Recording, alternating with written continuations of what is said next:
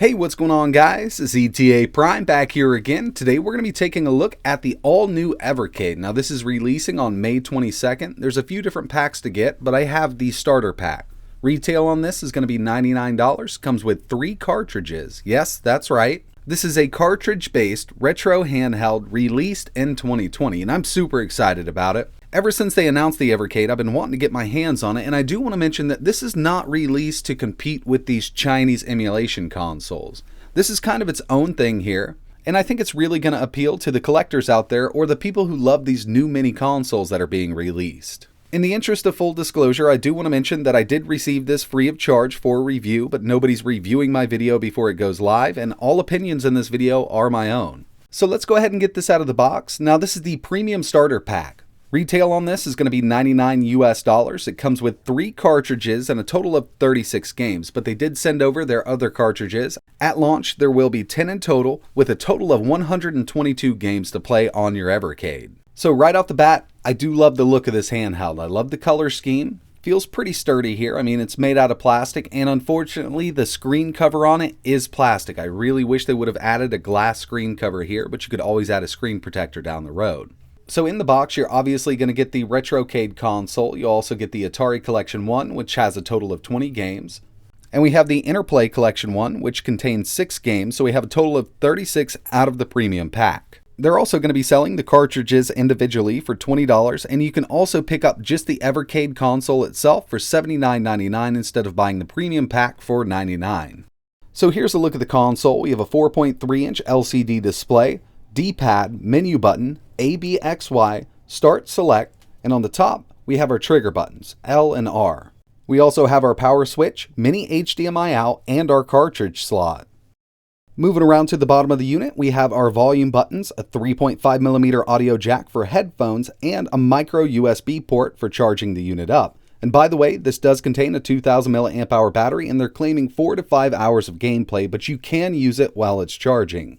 And there's not much going on around back here, but we do have that cartridge slot, which is very important to a handheld like this. I do want to mention that this is a pre-production unit. They have made a few adjustments in regards to the cartridge slot on the final unit. This one is a bit tight to fit in there, but it does work fine, so just keep that in mind.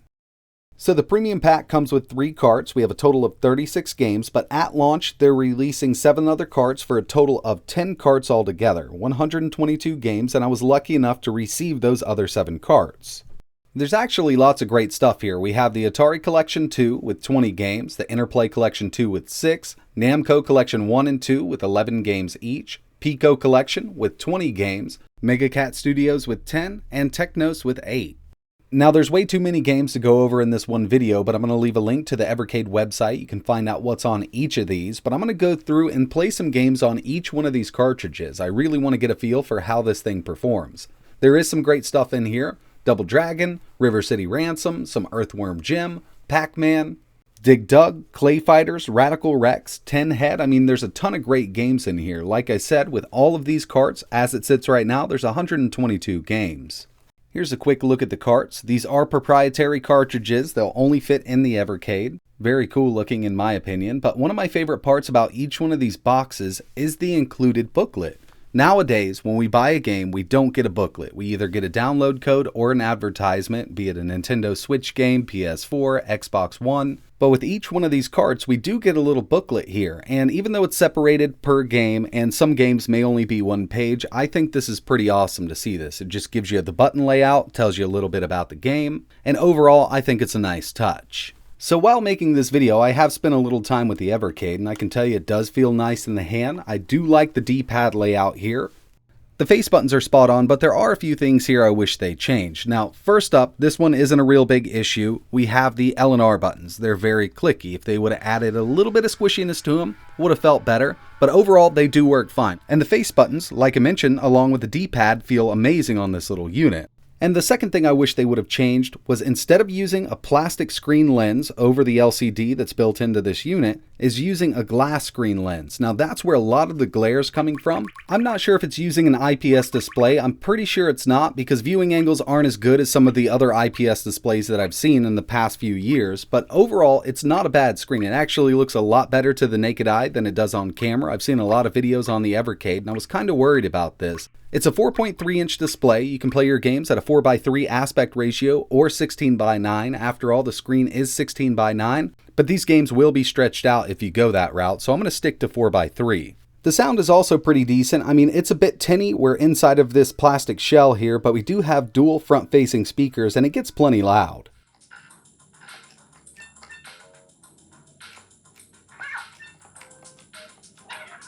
And with each game, we can actually hit the menu button. We do have a save state. We also have a load state.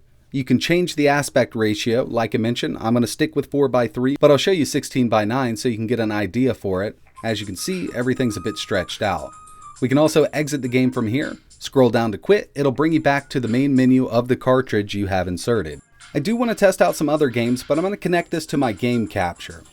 It outputs 720p over HDMI and it looks pretty good on a big screen.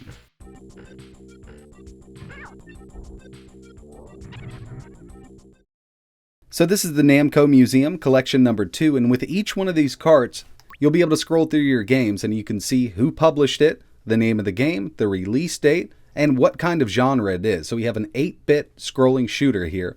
Really great game. If you've never tried Dragon Spirit, go ahead and do it. I will be testing this one out in a second. We'll just scroll through here a little bit. There's a ton of great stuff to choose from. I'm a big fan of the Splatterhouse series.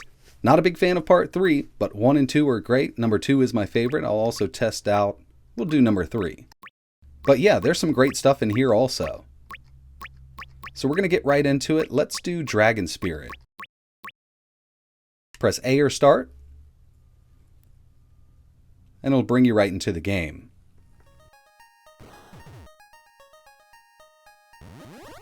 Plays really nicely. No lag that I can see or that I can feel. I do a lot of emulation, so I'm kind of used to a little bit of lag and compensate for it. But overall, this is spot on.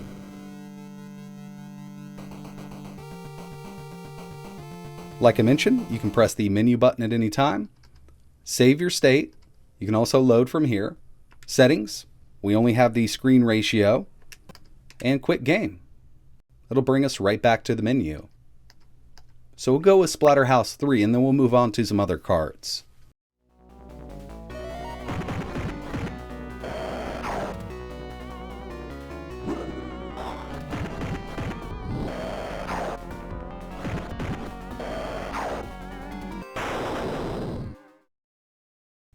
Moving over to the Technos cart, we have some really good stuff here. If you're into Double Dragon or the River City Ransom style games, this is the one for you. We have some Double Dragon 2, Double Dragon, Renegade, River City Ransom, Super Double Dragon, Super Spike V-Ball, Dodgeball, and Crashin' Them Boys Street Challenge. So I'm going to go with Super Double Dragon. I want to see how this plays. So far, so good. Everything's been working fine. I really do like the D-pad on the Evercade. It feels really nice.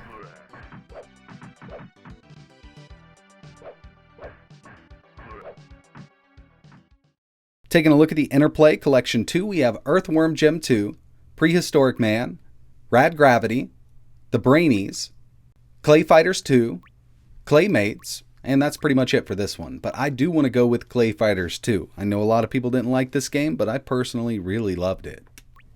Unfortunately, the Evercade is really a single-player experience, so I'm not exactly sure how many more fighting games are going to release with different collections, because after all, getting together with these fighting games is really what it's all about, and this is just a single-player unit. There's no way to connect an external controller, even if you're running over HDMI. So obviously, there's a lot to cover here with 10 different carts and 120 different games, but I gotta say, one of my favorite ones and a surprise to me was the inclusion of a MegaCat Studios collection. Now this is collection 1, I'm not sure if they're gonna have part 2 or not, but MegaCat Studios was established in 2015 and they've released a ton of great retro games that play on the original hardware. So we're just gonna go through here right now. We have Almost Hero, released in 2016. Creepy Brawlers, released in 2017. This was an NES game that was actually released on a physical cartridge. and it's also actually available on the Nintendo Switch eShop. Coffee Crisis 2017, Justice Duel 2019, Log Jammers, Little Medusa, Multitude, and one of my favorites, Tanzer. So this was released in 2018. It's a hack and slash. We're going to go ahead and get into this game. It is absolutely amazing. So I'm a big hack and slash fan, and I absolutely love the parallax and the artwork done with this game. From the robots flying around in the air to the disembodied double horse heads, this game is just something that I really like, and I'm glad that it came to this little unit.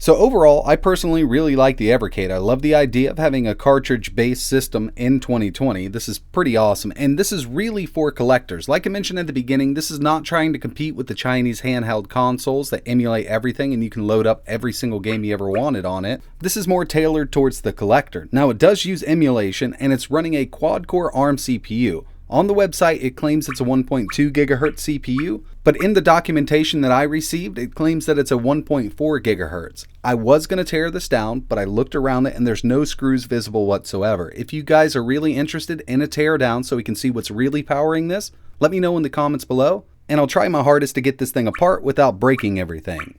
And I'm actually curious to see which CPU this is running also.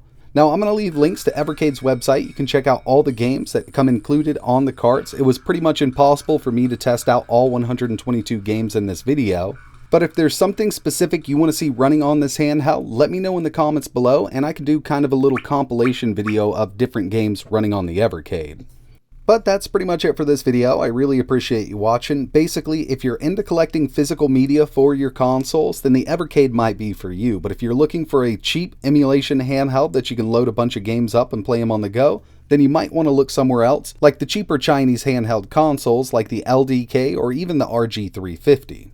If you have any questions, let me know in the comments below. But like always, thanks for watching.